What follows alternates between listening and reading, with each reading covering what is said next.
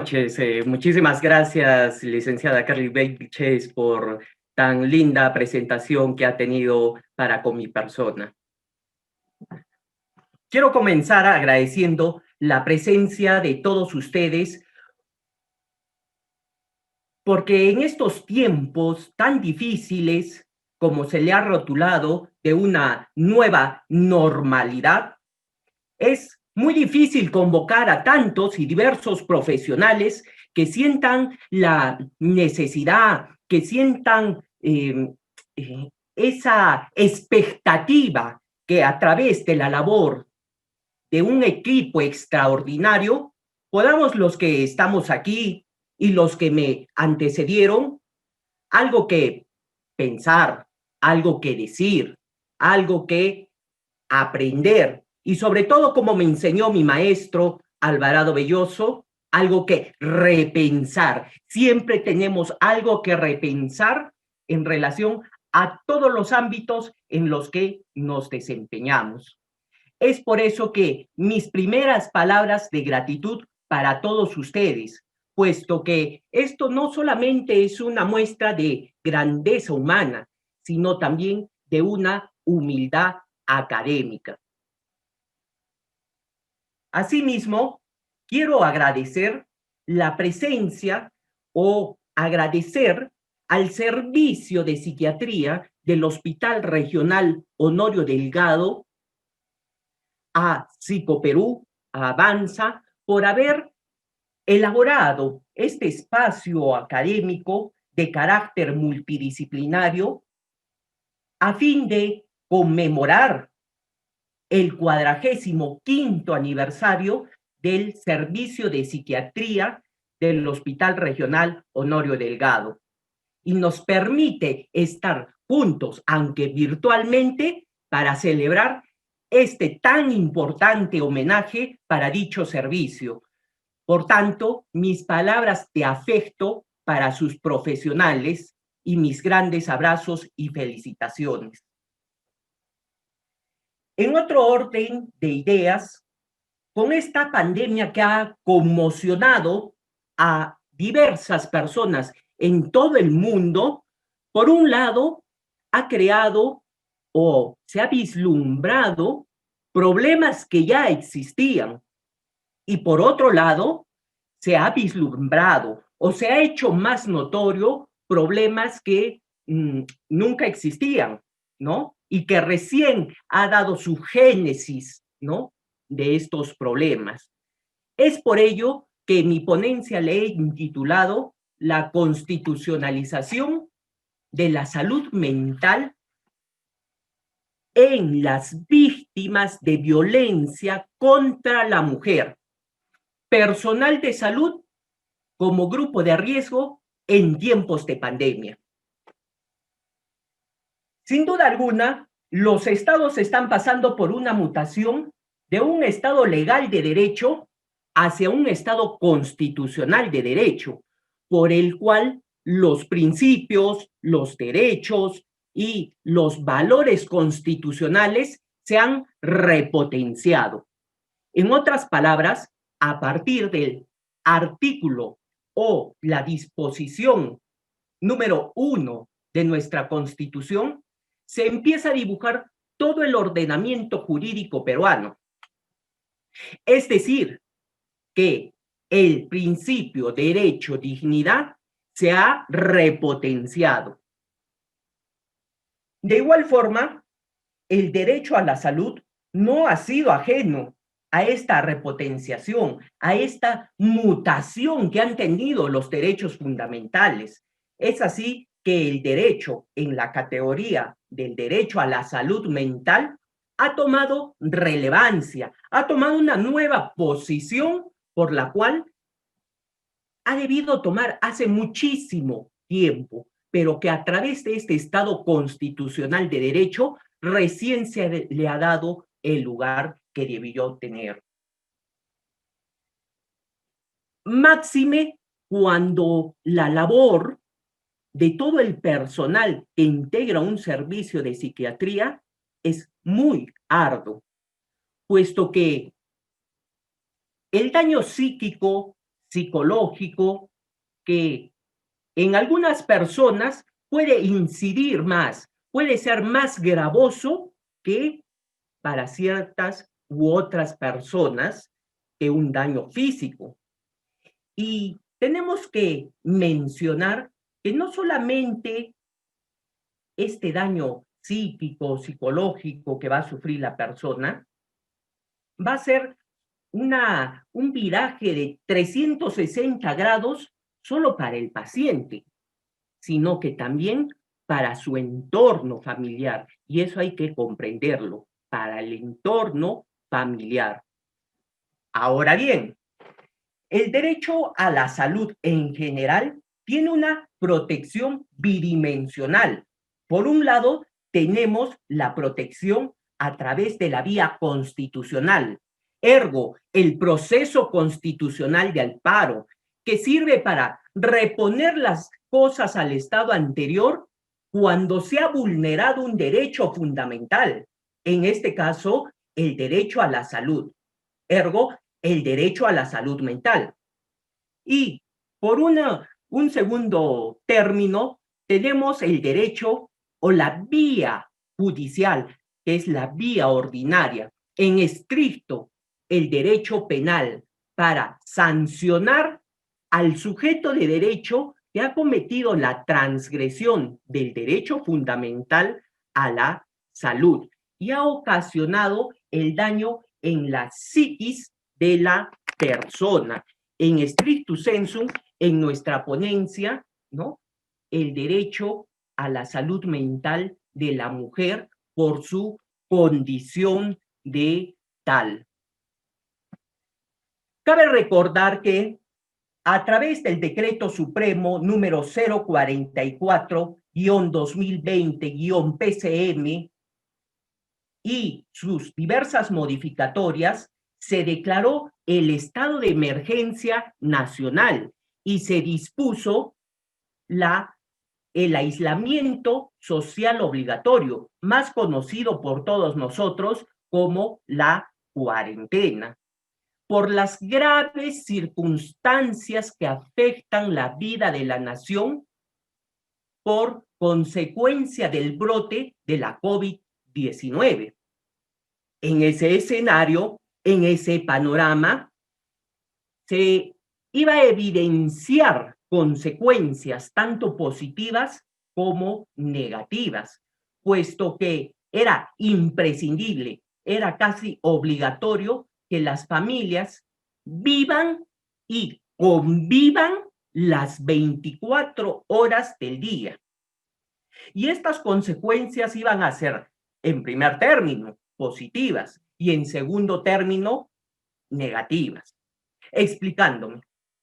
En primer término, iba a existir una mayor comprensión, una mejor bilateralización en la comunicación por parte de las parejas y también por parte de los hijos con los padres. Y en segundo término, tenemos que se iba a evidenciar, iba a evolucionar ese problema que ya existía en relación a la interrelación, a esa vivencia y convivencia de las parejas. Por consiguiente, este grupo de personas que están en el segundo término han llegado a límites insostenibles, inimaginables, que es la agresión en toda índole, física, psicológica o ambas. Asimismo, no hubo distinción de sexo, tanto del varón hacia la mujer como de la mujer hacia el varón,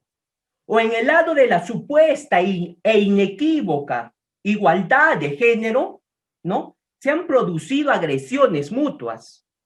con lo cual ha sido materia de sendos reportajes durante esta cuarentena obligatoria, ¿no? Por todos los medios de prensa. Ahora bien, las agresiones de quien provenga, nosotros las rechazamos contundentemente, ojo, contundentemente, porque pregonamos un Estado constitucional de derecho y las rechazamos. Y por tanto, vamos a, una vez que se da a conocer esta noticia intercriminis, los operadores de justicia deben, no pueden, deben de actuar de forma expedita, célere e inmediata en relación con la víctima. Punto aparte, es menester señalar que ha existido una altísima carga fiscal y jurisdiccional a consecuencia de esta coyuntura de pandemia. Sin perjuicio de lo antes señalado, de lo antes expuesto, estas agresiones, como hemos precisado, se han dado en torno familiar, a través de la vivencia y a través de la convivencia de las parejas, de los hijos y del grupo en sí familiar. Pero nadie se ha puesto a pensar, ni mucho menos a actuar sobre las agresiones que se dan en otros campos, en otros sectores de trabajo o de la vida en sí, como por ejemplo la violencia que existe en el sector salud. Ergo, violencia contra el personal de salud. En efecto, a consecuencia de la pandemia del SARS-CoV-2, se estableció el estado de emergencia sanitaria y con ello, pues, se tomó medidas para cubrir todos los servicios de salud a nivel nacional. Y con ello, pues, hubo un cambio de viraje, un cambio en el trabajo de los profesionales de salud, que podemos mencionar que fue un viraje de 360 grados.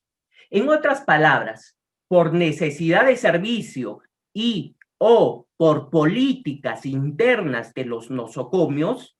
se dispuso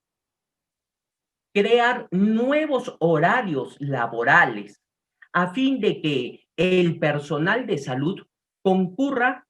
lo menos posible a los hospitales sin dejar de elaborar las horas conforme a ley. Y de esta forma, de alguna u otra manera, pues evitar el contagio de la COVID-19.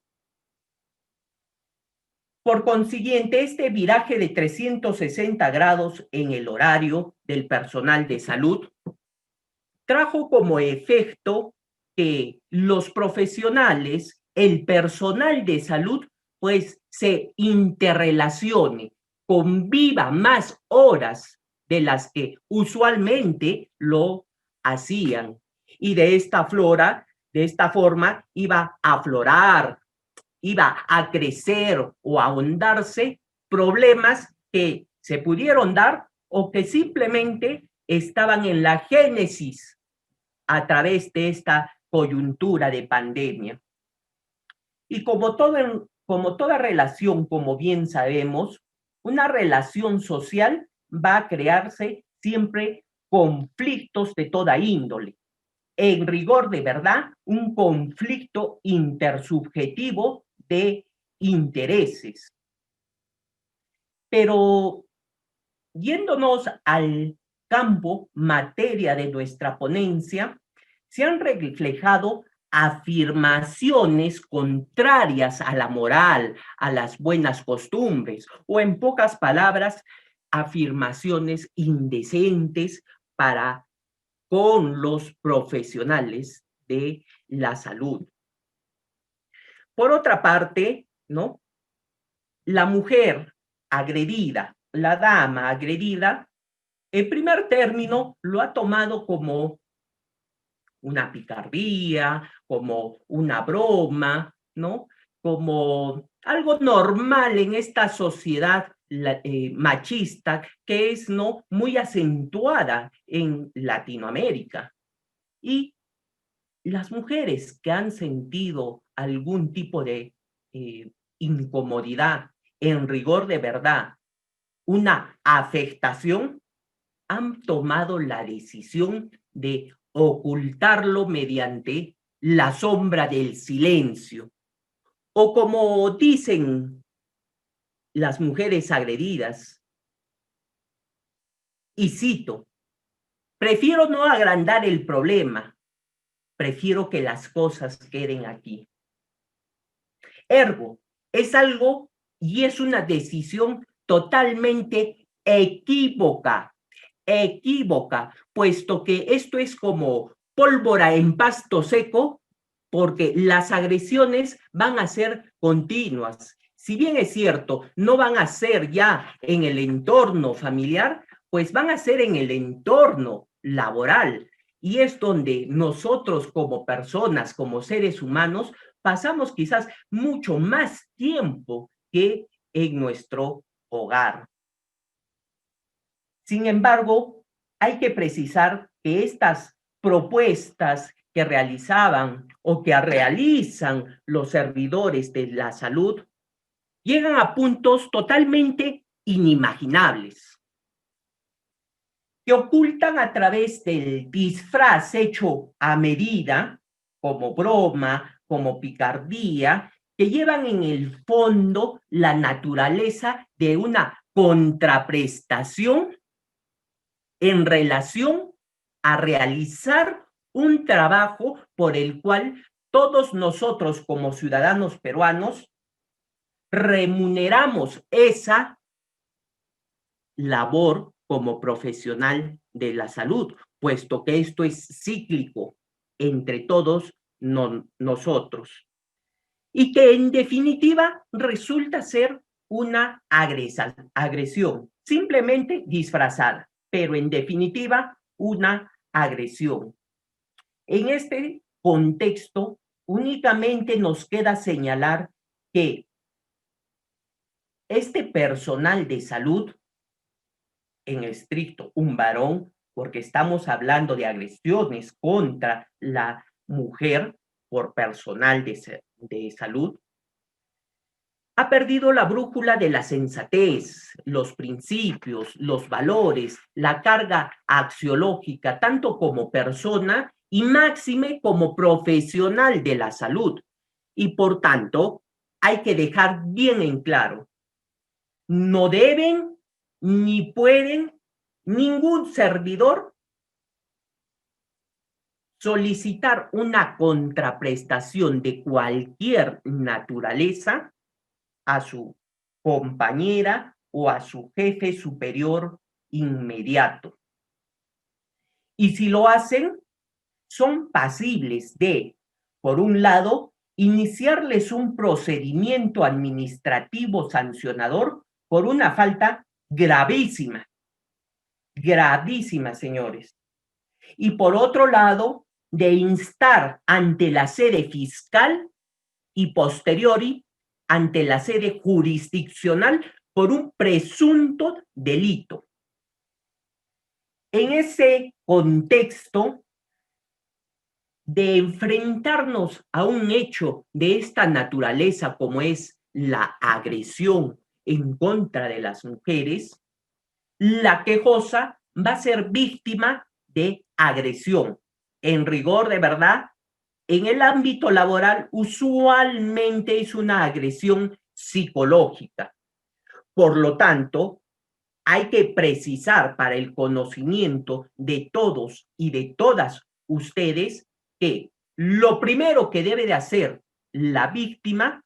es poner de conocimiento al jefe superior inmediato, esto es, al jefe de servicio o al jefe de departamento, sin importar el nivel del nosocomio. Y este jefe, cualquiera de los dos antes mencionados, debe de forma expedita, de forma inmediata, poner de conocimiento a la jefa de oficina de personal y asimismo a Secretaría técnica sobre los hechos materia de denuncia o de queja, sin perjuicio de instar ante la sede fiscal y la sede jurisdiccional por calificar los hechos presuntamente como delitos. Ahora bien, retrocediendo un poco, cuando hemos mencionado que la quejosa agraviada debe de poner de conocimiento al jefe superior inmediato, esta la puede hacer de dos formas. La primera, de forma escrita y que le remite y le selle el cargo. Y una segunda forma puede ser de manera verbal. Si escogen la segunda forma, que es de manera verbal, el jefe superior, sea el jefe de servicio o jefe de departamento, está en la obligación de levantar un acta. Y esta acta, obviamente, tiene que remitir a las dos oficinas antes mencionadas. En efecto, la función de la oficina de personal, una vez recibida la denuncia o la queja por parte de la agraviada, que en rigor de verdad la va a bilateralizar cualquiera de estas dos jefaturas, tiene que emitir de forma inmediata, urgente, por la magnitud de lo que está denunciándose y o quejándose, tiene que emitir una primera disposición. Esta disposición es la de medida cautelar. En estricto, esta medida cautelar va a ser las medidas de protección a favor de la agraviada y en contra del agresor. Y solo por mencionar algunos tips que debe de contener estas medidas cautelares y que deben de ser de conocimiento de todos ustedes son, número 1, cuando se otorga una medida cautelar, que es una medida de protección a favor de la quejosa, lo más elemental va a ser prohibir al agresor o al presunto agresor el no acercarse a la presunta agraviada quejosa. Asimismo, la prohibición en la misma medida cautelar de mantener, de sostener cualquier tipo de comunicación, sea epistolar o a través de los medios que hoy en día nos permite la tecnología, como son las redes sociales, como son los correos electrónicos. Un segundo punto que hay que tomar en cuenta es, se debe derrotar al agresor del servicio o del departamento en el cual han suscitado los hechos. ¿Con qué finalidad? Para que sea eficiente, para que sea eficaz la medida de protección, ¿no?, mencionadas supra. Y en tercer lugar, como tip, la oficina de personal y secretaría técnica debe de hacer suyo el requerimiento, la solicitud por parte de la quejosa agraviada de brindársele un acompañamiento psicológico, psiquiátrico, de asistenta social y asimismo las coordinaciones debidas con el Centro Emergencia Mujer, conocido como el CEM, a fin de que la agraviada pueda pasar por el peritaje conforme a ley, puesto que el peritaje, el informe, el certificado emitido va a constituir un medio probatorio que va a postular la defensa técnica y aunque no lo postule la defensa técnica por no tener abogado la agraviada, este se debe de hacer de oficio, sin retardo, sin dilatación alguno. ¿Cuál es el motivo? El motivo simplemente es que a través de este medio probatorio, como el informe psicológico emitido por el SEGN o por medicina legal, va a desbaratar, va a desvirtuar el principio de inocencia del presunto agresor. Y de esta forma se va a poner de conocimiento al titular de la acción penal. Por otro lado, el titular de la acción penal, es decir, el Ministerio Público, Fiscalía de la Nación, una vez que reciba la carpeta fiscal, la cual va a contener la denuncia, sea hecha ante la comisaría más cercana, 1, 2, ante el Centro de Emergencia Mujer o ante la propia Fiscalía, pues también va a contener algo muy importante,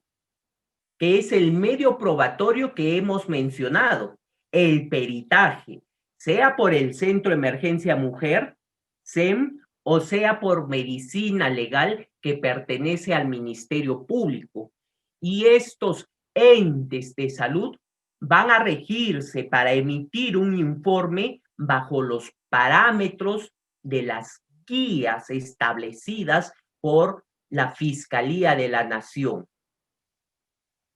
De esta forma, el fiscal a cargo de la investigación va a proceder a realizar la calificación jurídica y posterior a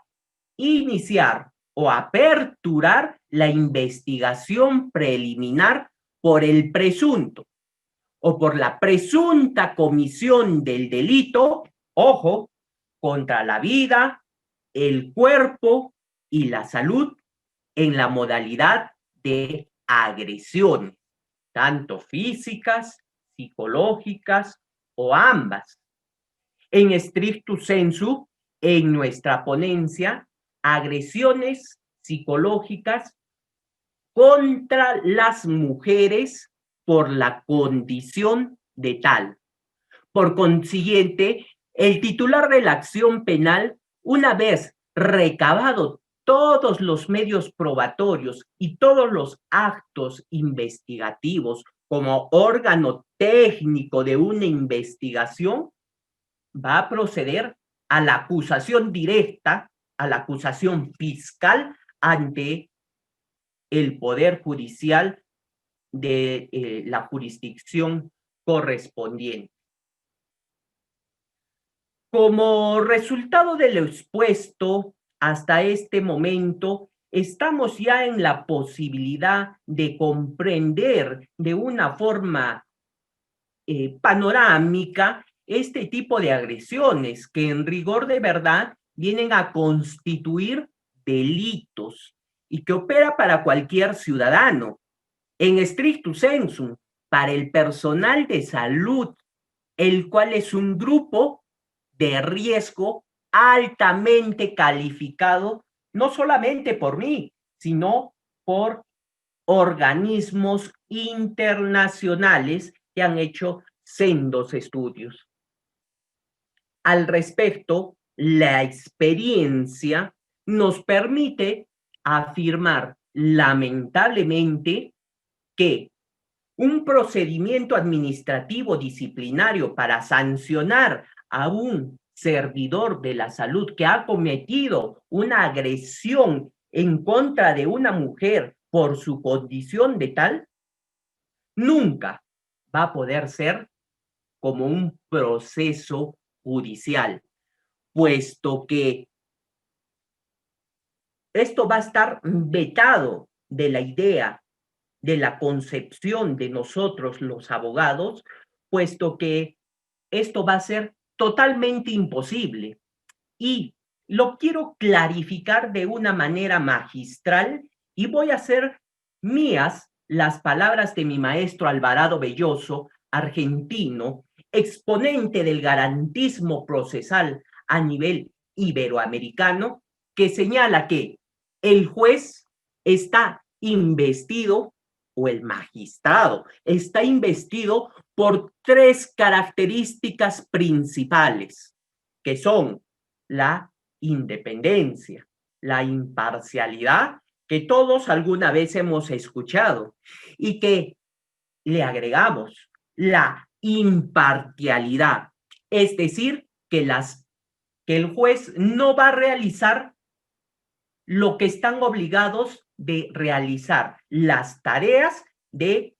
tanto el agresor como la víctima. En ese sentido,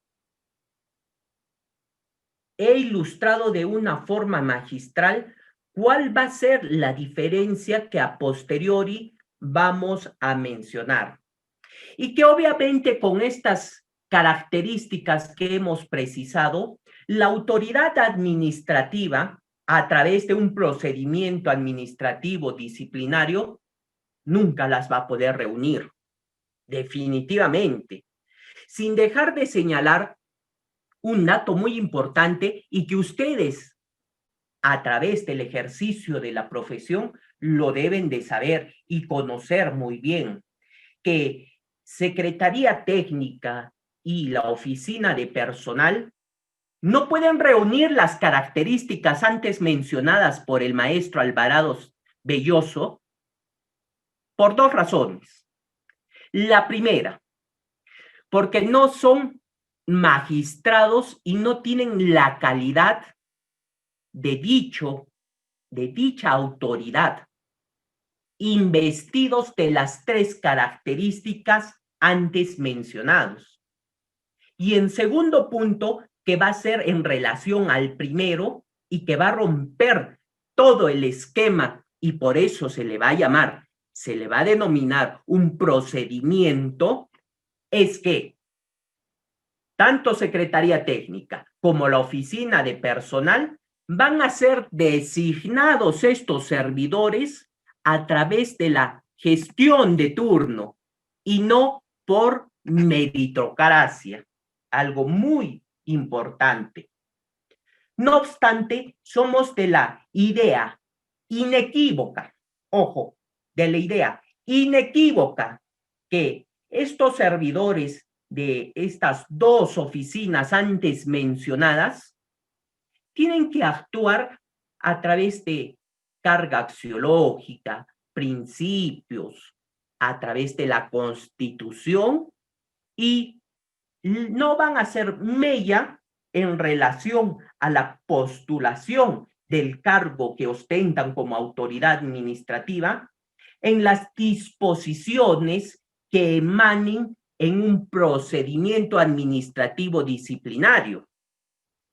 lo cual no va a estar conforme, como lo hemos mencionado, con las características investidas de un magistrado. Eso es obvio, no van a estar investidos por una imparcialidad,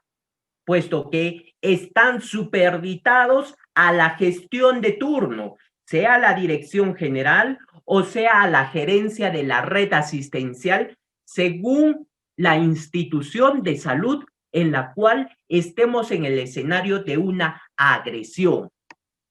No obstante, repetimos, estos servidores de la salud deben de actuar conforme a principios constitucionales, conforme a la ley y sobre todo conforme a la Constitución y asimismo conforme al bloque de constitucionalidad que está conformado por los tratados sobre derechos humanos en los que el Perú es Estado parte y que se han ratificado en diversas oportunidades. Habiendo dibujado la pintura de este problema sobre agresiones contra la mujer por su condición de tal, y que definitivamente va a ser materia de debate entre todos ustedes profesionales de la salud, sin temor a equivocarme, lo que deben de tener en cuenta para que puedan desenvolverse ante una situación de esta naturaleza, que es algo tan gravísimo por constituirse como un delito, es lo siguiente. Uno, si ocupan una jefatura superior inmediata en relación a la agraviada o a la víctima, de forma célere, rápida, sin dilación ni justificación alguna, deben de dar conocimiento a Secretaría Técnica y a la oficina de personal para que inicien las acciones legales correspondientes. Y de no hacerlo, ustedes como jefes superiores inmediatos, sea de servicio, sea de departamento, y si estos dos no alcanzan, sea la dirección general de un hospital,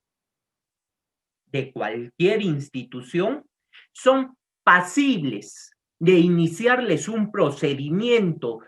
disciplinario sancionador a todos los que resulten responsables, es decir, una cadena de responsabilidades por una falta gravísima, que es ocultar una falta y que procedimentalmente podemos proceder a la acumulación de faltas. Y solo por cuestiones de tiempo, quiero mencionar solo un caso como falta para ser acumulada. Por ejemplo, el no optimizar los recursos del Estado. Es decir, que a través de una persona que tiene una indebida gestión, carente de gestión pública, de ineficiencia, eficacia, pues va a implicar y va a repercutir ante la institución en sí, en su globalidad, puesto que la ley y su actuar van a ser contrarios, puesto que no va a ser una institución obviamente eficiente, obviamente eficaz, y mucho menos va a tener políticas públicas en general, lo cual la ley servil ha sido creada no solamente para que optimicemos una institución, sino también para que se desarrolle el personal que trabaja en esta institución, todos como seres humanos y como profesionales. En puridad de verdad, estas autoridades administrativas deben de ser sancionadas, ojo, sancionadas sin que nos tiemble la mano y ser destituidas por falta grave. El sustento, el no optimizar los recursos del Estado, que son de todos nosotros, los ciudadanos, que contribuimos a través de nuestros impuestos y que generan pues gestiones paupérrimas que hoy en día estamos evidenciando en materia de salud en todos los hospitales de la ciudad de Arequipa y del Perú. Asimismo, estas dos oficinas que ya antes hemos mencionado ejercen una autocracia, una dictadura al momento de iniciar un procedimiento administrativo sancionador. Claro está, hay servidores que son autoridades administrativas que merecen todo nuestro respeto, pero también hay que decir las cosas como son, así como hay servidores de muy buena calidad profesional como personal, también nos vamos a encontrar con servidores que no optimizan recursos, que son ineficientes, que son ineficaces, y máxime, no solamente cuando se trata de faltas graves, sino cuando tiene la idea de o indicios de constituirse un delito penal. De igual forma, estos servidores, ¿no?,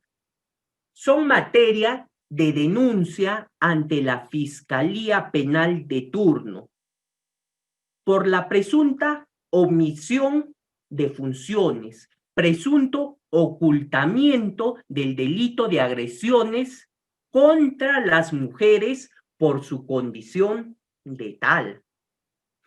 En relación a este punto, señores participantes, señoras y señoritas participantes, es menester precisar que la Ley 30364, en su artículo número 15, nos precisa claramente: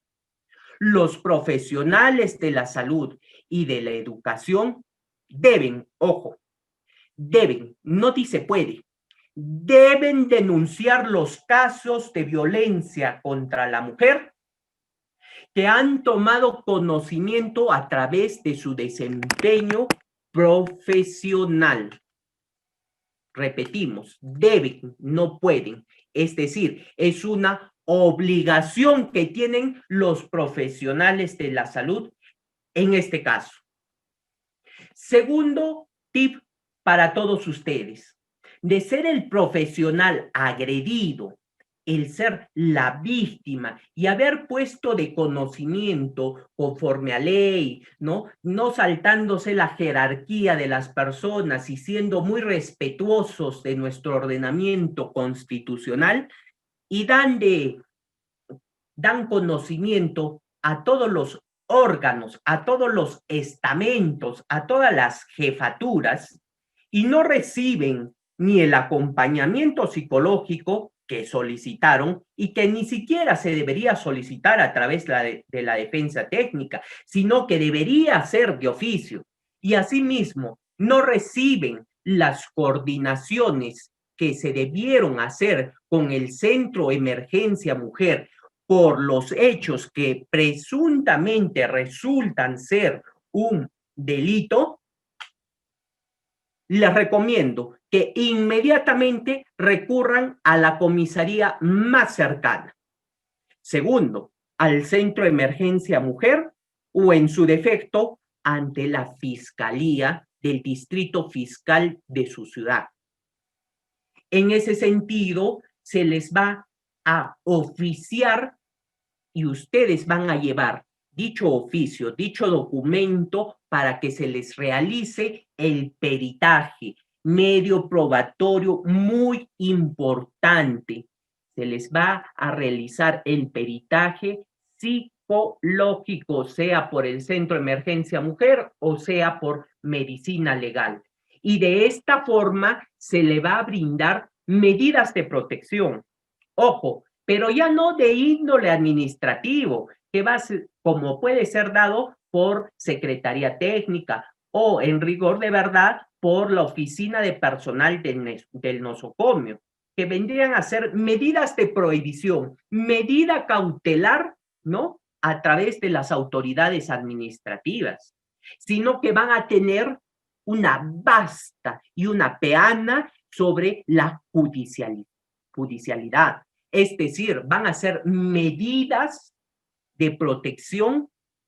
a nivel judicial. Y con todos estos actuados se va a proceder a iniciar la calificación jurídica y se va a iniciar el procedimiento o la apertura de la investigación preliminar por el titular de la acción penal. Claro está, si el caso no constituye ser uno de flagrancia. Como tercer tip,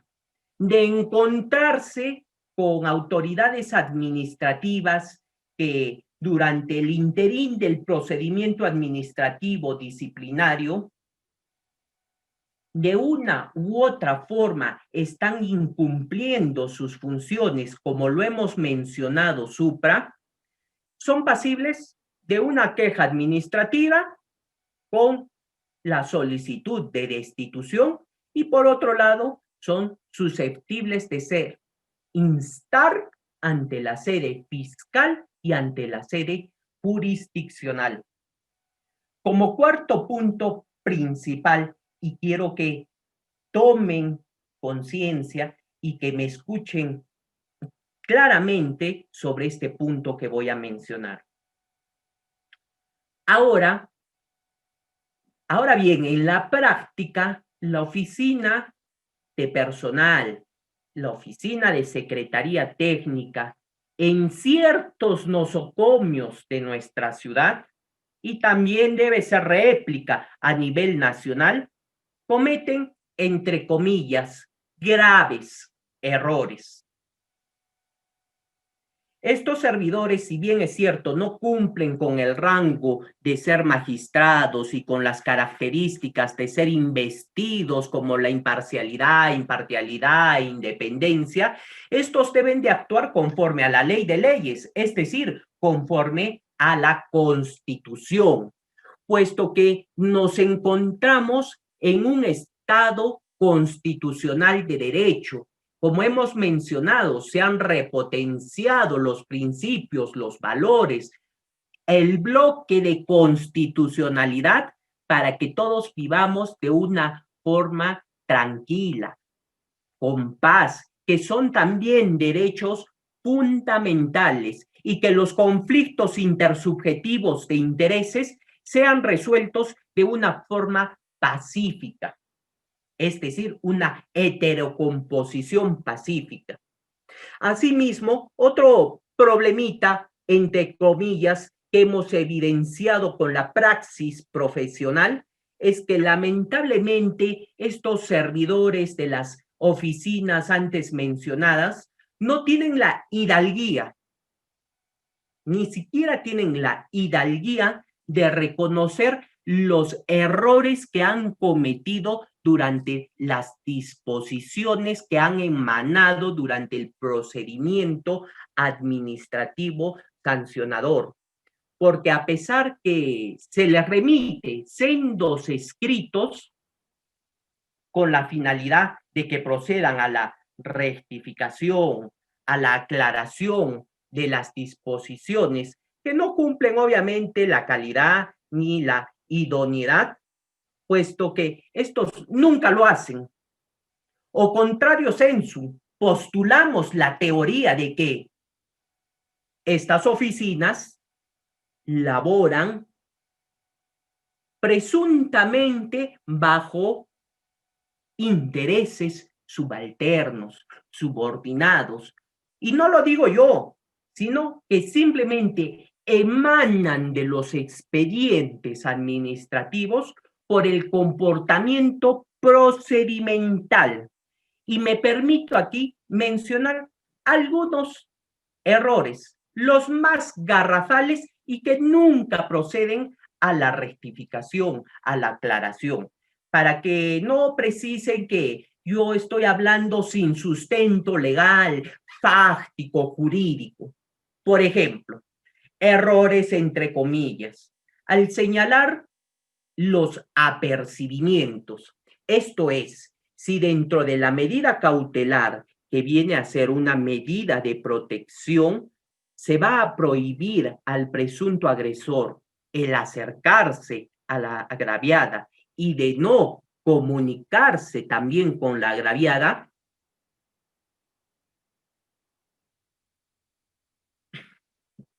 pero este agresor va a incumplir en todos sus extremos esta medida cautelar,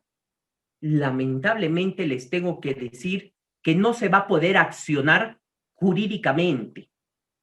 puesto que dicho sujeto de derecho va a apelar a través de su defensa técnica que la medida cautelar no ha sido clara, no ha sido precisa. En pocas palabras, no se le ha mencionado cuál es la consecuencia jurídica de no acatar esa medida cautelar. En rigor de verdad, esa medida de protección a favor de la presunta agraviada. o como lo conocemos en el derecho, no se va a subsumir el hecho al nexo causal y por tanto no vamos a tener una consecuencia jurídica. De igual forma, ustedes deben de estar muy atentos en el expediente que vayan vislumbrando de cualquier parte de su actuación, sean como profesionales de la salud, sean como asistentes sociales, sean como cualquier equipo que forma, ¿no?, un centro, un nosocomio, tiene que estar debidamente notificado el presunto agresor, porque de lo contrario también va a poder señalar que nunca fue o que nunca tomó conocimiento respecto a esta medida cautelar, tanto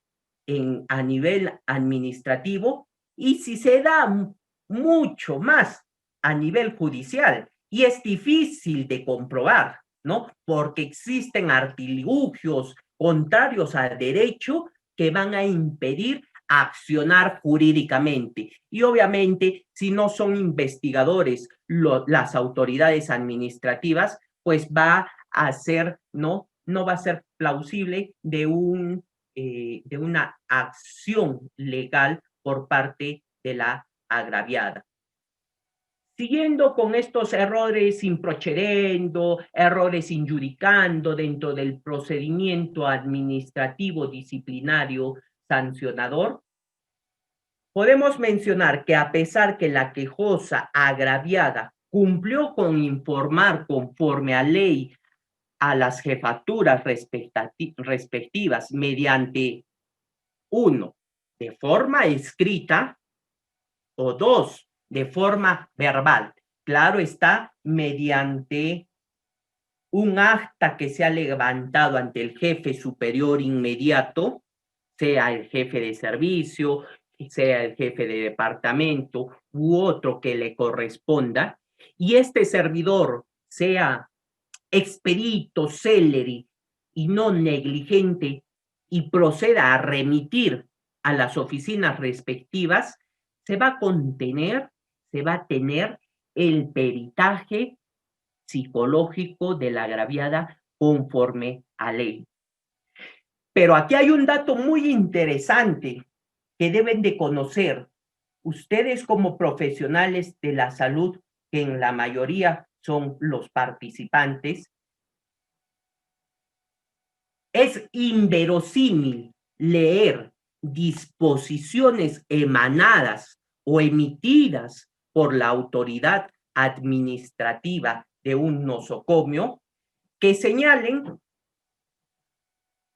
que se debe declarar nuevamente por parte de la agraviada, sin las técnicas respectivas que permitan evitar un daño mayor del que ha sufrido en la psiquis de esta agraviada, simplemente haciendo uso de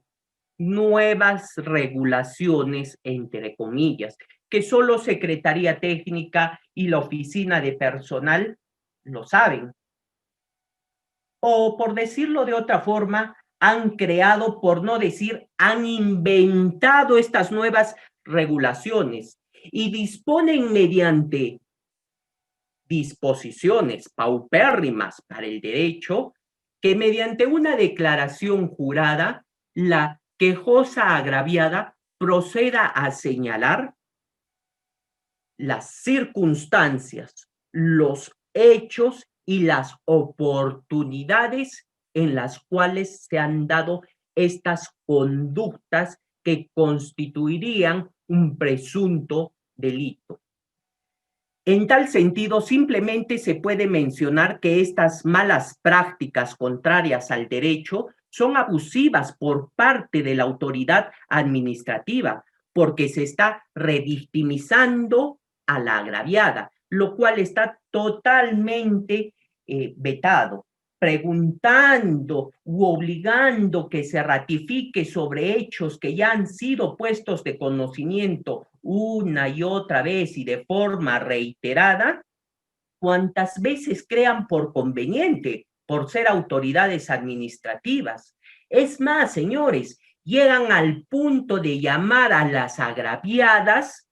y mantener una conversación natural, amigable, a pesar que el contenido de dicho diálogo es algo de naturaleza muy dolorosa. Por otro lado, casi siempre estos servidores de las oficinas antes mencionadas no optimizan recursos, no son eficientes, no son eficaces al momento de laborar en la institución, por lo antes expuesto también, puesto que estos casos, que si bien es cierto, son muy difíciles, son muy dolorosos para la agraviada, hay que hay que precisar que no hay mucho que investigar, puesto que al no ser órganos técnicos que se basen y que tengan un sustento científico para una investigación de esta índole, no hay mucho que decir. A diferencia del titular de la acción penal que con ayuda y con apoyo de la Policía Nacional del Perú van a hacer pues una investigación totalmente seria y van a formar la teoría del delito en sede fiscal, claro está, para poder rebatir o instar ante la vía jurisdiccional pertinente. En tal caso, estas oficinas administrativas lo que tienen que hacer de una forma idónea es que puedan usar los brazos operativos, esto es, de los peritos. Su función entonces es que el peritaje psicológico sea llevado conforme a ley dentro de las 48 horas. Esa va a ser su pugna, eso va a ser la función de la autoridad administrativa, a fin de que con el peritaje, una vez recabado, puedan tener, ¿no?, una decisión sustentada en base a fundamentos, en base a un peritaje serio como lo realiza el SEM y medicina legal que pertenece al Ministerio Público, puesto que no hay excusa alguna en razón de que tienen servidores, tienen psicólogos, tienen psiquiatras que están de turno, así como un hospital. Por lo tanto, si es que vemos un incumplimiento, vemos una pasividad excesiva por parte de la autoridad administrativa, pues están incurriendo en una dilatación injustificada que son pasibles de una sanción, tanto a nivel administrativo como a nivel jurisdiccional. Asimismo, por mencionar otros errores que cometen estas oficinas, es menester precisar, claro está, con las excepciones que merecen el aplauso de todos nosotros como abogados, como personal de salud, como miembros de una comunidad, ¿no? No proceden a bilateralizar los escritos que presenta la defensa técnica a fin de solicitar, como por ejemplo, la rectificación de las disposiciones emanadas por el despacho. Segundo, la aclaración de las disposiciones, puesto que son a un copy and paste y no se entiende en relación al caso materia singular. Asimismo, no sabemos por qué impiden la emisión de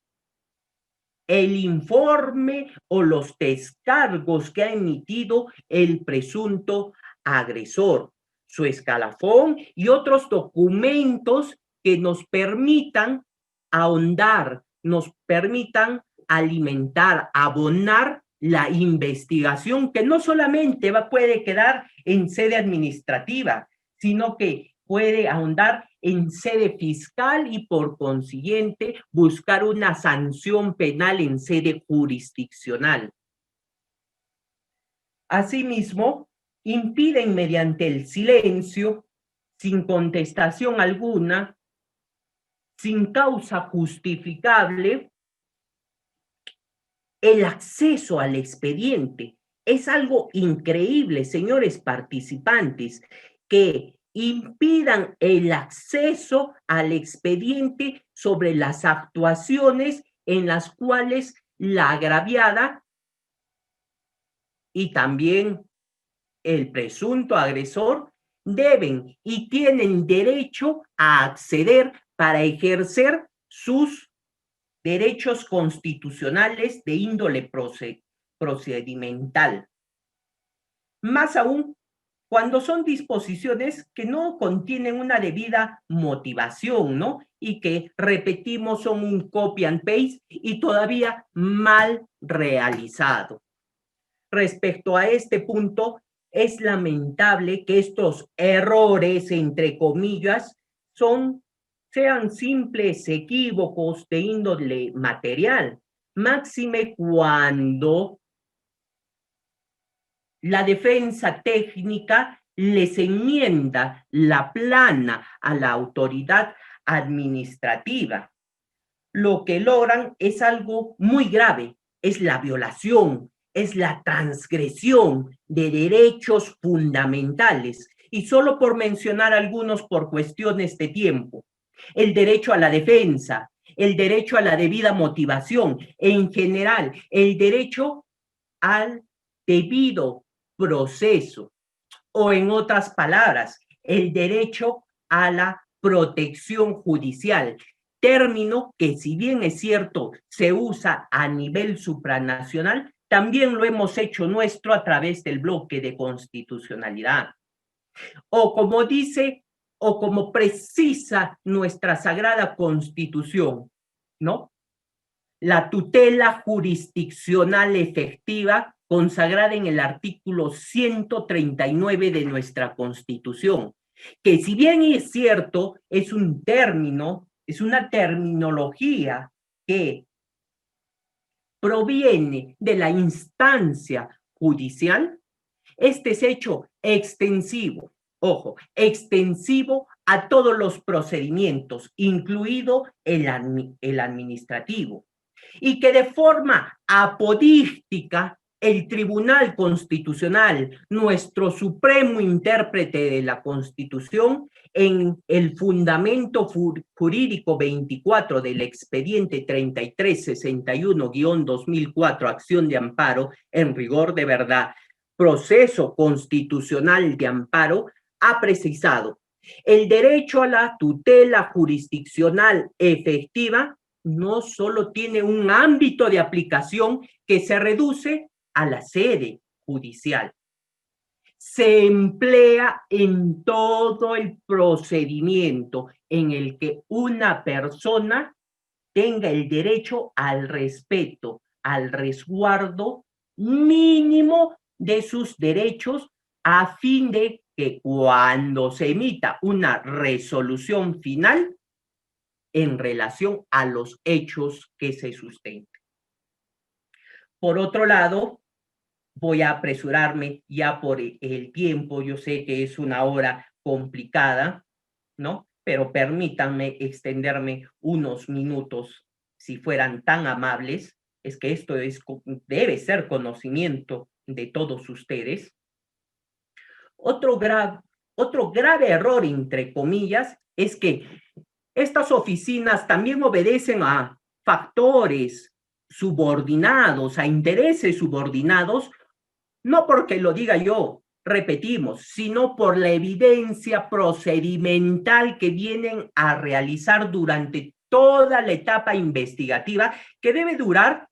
30 días conforme a ley, pero por el hecho, por la naturaleza, debe de ser de forma expedita, máxime cuando hemos mencionado que no hay mucho que investigar porque no son un órgano técnico. Pero es increíble que mencionen en una disposición autoridades administrativas que, sobre texto de un aislamiento social obligatorio conocido como cuarentena, se impida la declaración de los testigos postulados por la defensa técnica. Es inverosímil. Es totalmente inverosímil. Y señalan el sustento, les menciono, que al ser los hospitales, bueno, sabemos que en la práctica casi todos o todos los hospitales son COVID y claro está, algunos por el principio de la realidad son COVID, pero que todavía no se han materializado a través del acto administrativo respectivo, coincidimos que no se lleve pues una bilateralización, una audiencia entre testigos, autoridad administrativa, defensa técnica, agresor, etcétera, etcétera, de forma presencial, ¿no? Por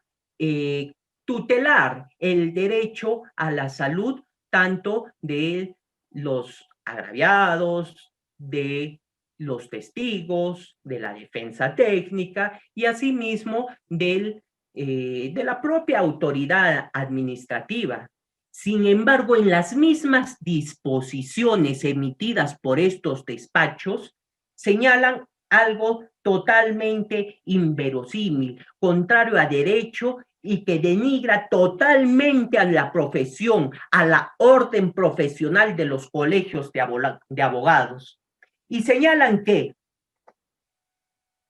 a consecuencia de que no tienen las TICs respectivas y mucho menos una simple videollamada como la cual estamos bilateralizando en este momento esta conversación, no se puede llevar a cabo la declaración de los testigos. Y que si desean, se deja voluntad como si fuera un gran favor, ¿no? El presentar un informe a estas oficinas por parte de los testigos. Al respecto, es menester levantar nuestra voz de protesta y solicitar la destitución, así, la destitución de estos servidores de una institución pública, máxime de una institución de salud que debe tutelar los derechos fundamentales como la salud, sin que nos tiemble la mano. Claro está, bajo la premisa, bajo los principios de un procedimiento administrativo disciplinario conforme a ley, conforme a la Constitución, conforme a los tratados sobre derechos fundamentales. Claro está, lo cual ellos no aplican en dichos procedimientos administrativos, porque en primer lugar transgreden derechos fundamentales de la quejosa agraviada al impedir que los testigos postulados por su defensa técnica tengan la oportunidad de bilateralizar entre el testigo y la autoridad administrativa, uno, dos, el testigo y la defensa técnica tanto del agresor como de la víctima, y finalmente el testigo con otras preguntas que pueda realizar su propia defensa técnica con la finalidad de llenar esos vacíos que siempre van a existir en el interín de una investigación seria. Siempre va a existir vacíos. Y si existe esta bilateralización, pues simplemente se van a llenar estos vacíos, van a ser congruentes las versiones y se va a poder resolver de una manera objetiva y a través de disposiciones debidamente fundamentadas que respeten nuestra Constitución.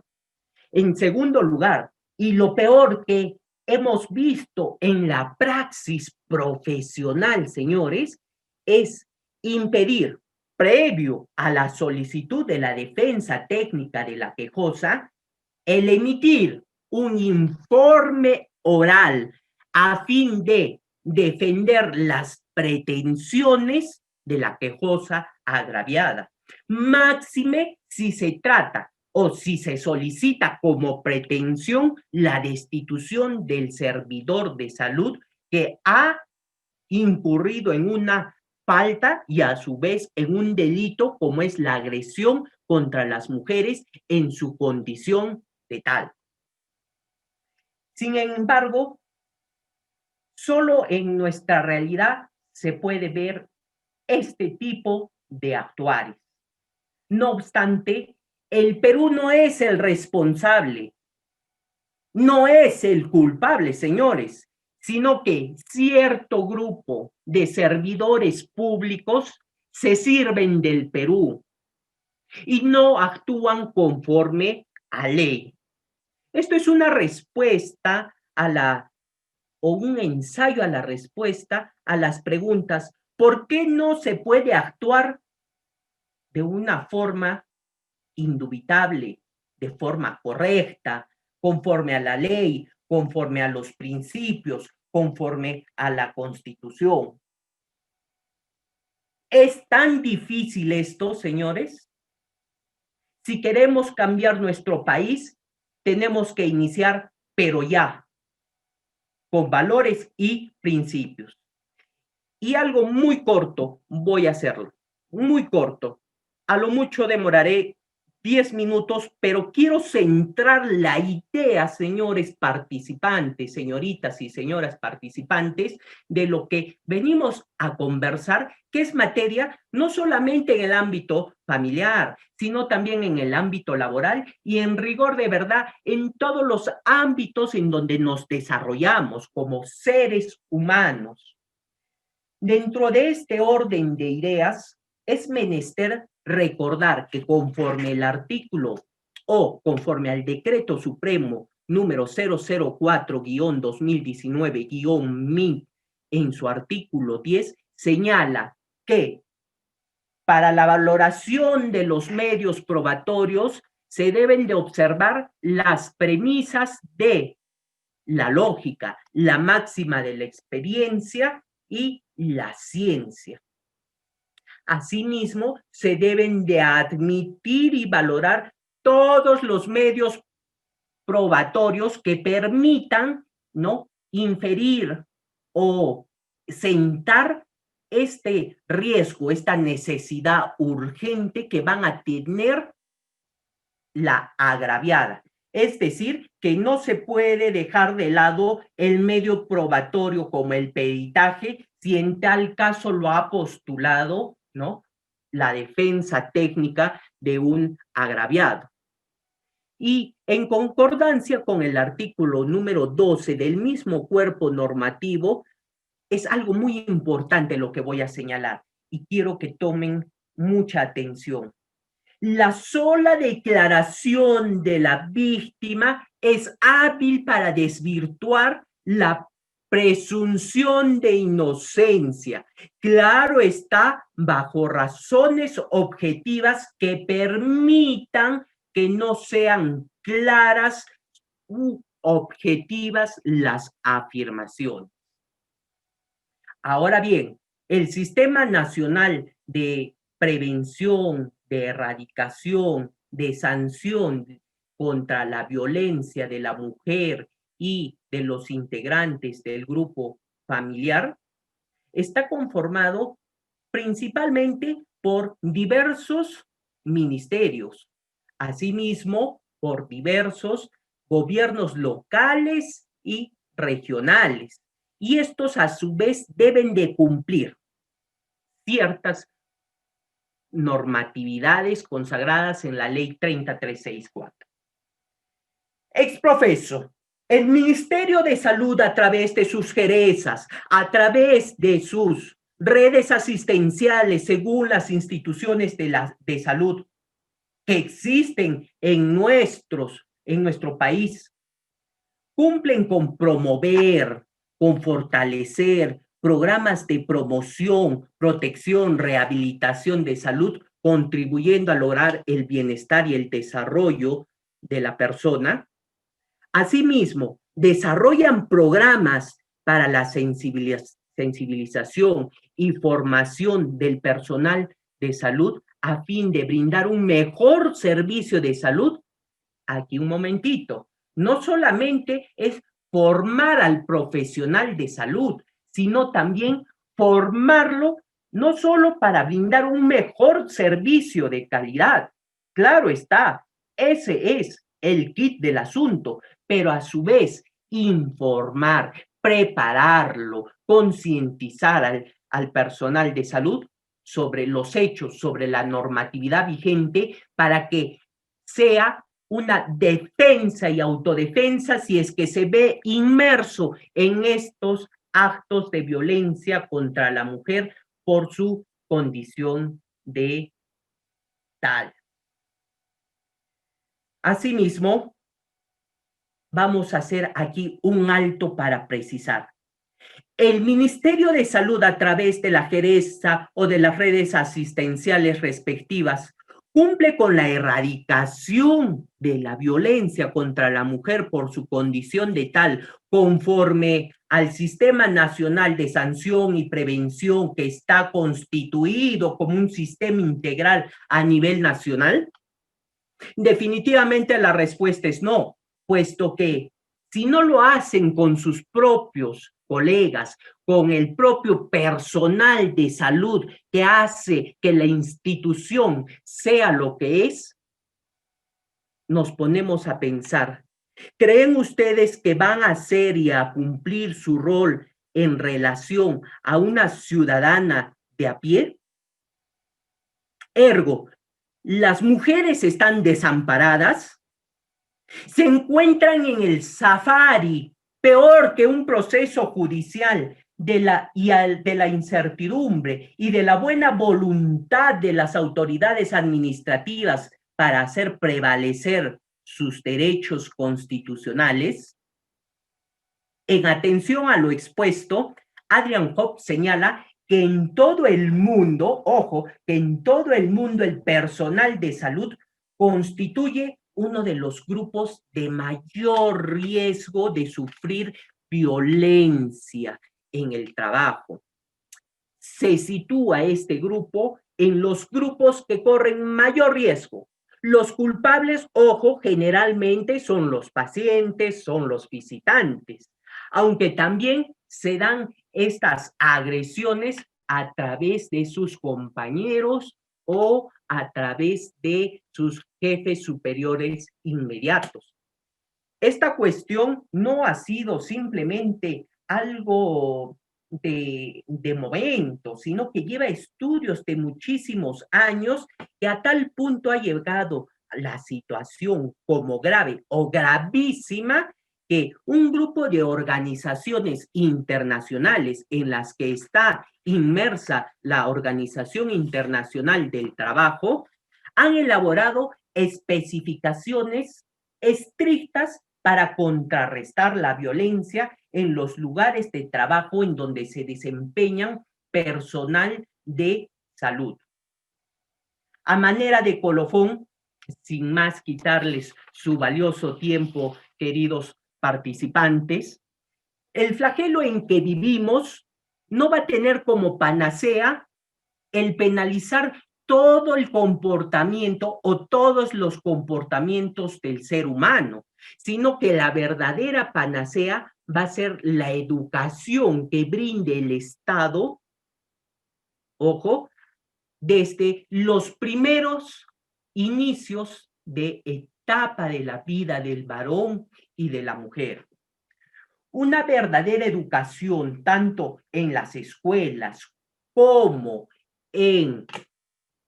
los hogares, con principios, con valores, es la verdadera medicina para una mejor sociedad, que se va a vislumbrar tanto para varones como para damas, que permitan, ¿no?, respetarse mutuamente, que lleven un clima laboral acorde, sin insinuaciones contrarias a la moral, a las buenas costumbres y a los principios. Asimismo, una recomendación para todas las damas a las cuales aprecio, ¿no?, Exijan a sus pares, cuando mantengan un diálogo profesional, ¿no? Que utilicen léxicos apropiados, léxico propio de profesionales cultos y no léxicos pues de índole no solamente coloquial, sino adverso a las buenas costumbres y que para ciertas personas, por no decir la mayoría, afectan su estado emocional porque nunca han escuchado este tipo de comentarios o de afirmaciones. De igual forma, se debe concientizar que se debe tratar a los seres humanos en rigor de verdad en esta ponencia, a las mujeres, como queremos que nos traten. Es algo imprescindible que debemos enseñar y que debemos autoenseñarnos, puesto que no olvidemos que todos tenemos vida gracias a una dama, gracias a una mujer, por la cual se la debe de proteger. Empero, ojo, empero, no estoy señalando que no se deba proteger a nosotros los varones, o no estoy haciendo una apología en relación a nosotros, porque todos somos iguales, tanto varón como mujer, conforme a un mandato constitucional. En consecuencia, no tratamos aquí, señores, de pontificar lo que estamos conversando en este momento, sino de brindar ideas que permitan mejorar lo que se está haciendo mal y de reformular cosas que se están haciendo regular o que se están haciendo totalmente mal, ¿no? Muchísimas gracias por su tiempo.